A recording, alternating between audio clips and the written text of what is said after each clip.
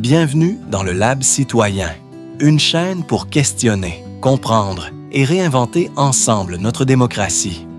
Ici, on explore les idées qui dérangent, qui éclairent et parfois qui libèrent.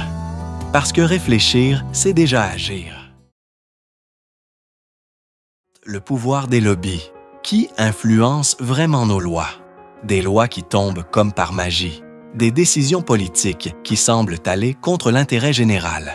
Et si, dans l'ombre, certains groupes avaient plus de pouvoir que les citoyens eux-mêmes? Bienvenue dans le monde des lobbies. Partie 1. C'est quoi un lobby? Un lobby, c'est un groupe qui tente d'influencer les décisions politiques en faveur de ses intérêts. Ils peuvent en représenter des entreprises, des syndicats, des ONG, des associations professionnelles ou même des citoyens. Le lobbying peut prendre plusieurs formes. Rencontres avec des élus, campagne d'influence, rédaction de propositions de loi, financement de recherches favorables à leur cause. Exemple, un lobby pharmaceutique qui fait pression pour retarder la mise en marché d'un médicament générique. Partie 2. Les arguments en faveur du lobbying. Malgré son image négative, le lobbying n'est pas illégal. Et certains avancent qu'il joue même un rôle utile, apporte de l'expertise technique aux élus, représente des intérêts spécifiques dans le débat public, peut faire contrepoids à des groupes dominants, permet aux citoyens organisés de faire entendre leur voix. Lobby écolo, syndicaux. Exemple positif de Médecins sans frontières, MSF, plaide pour un meilleur accès aux soins dans les zones de crise, influence les politiques sanitaires et humanitaires mondiales. Partie 3. Les dérives et les limites. Mais le vrai problème, ce n'est pas l'existence des lobbies, c'est que certains ont des moyens démesurés et d'autres presque aucun.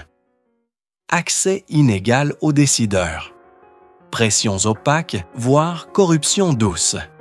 Influence disproportionnée des multinationales, risque de conflit d'intérêts.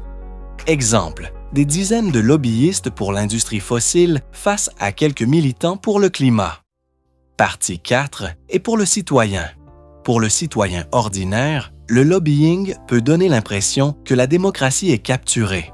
Mais il existe des solutions. Transparence obligatoire des rencontres avec les élus, registre public de lobbyistes, renforcement du lobbying citoyen et associatif, participation directe, consultation, pétition, initiative populaire.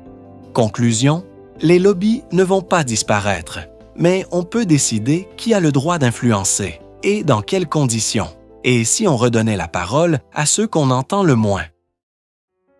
Le Lab Citoyen existe pour ça. Questionner, comprendre, agir. Et si toi aussi, tu crois que le changement commence par une idée, aime cette vidéo, partage-la et abonne-toi au Lab Citoyen. Une action gratuite, simple, mais qui pourrait tout changer.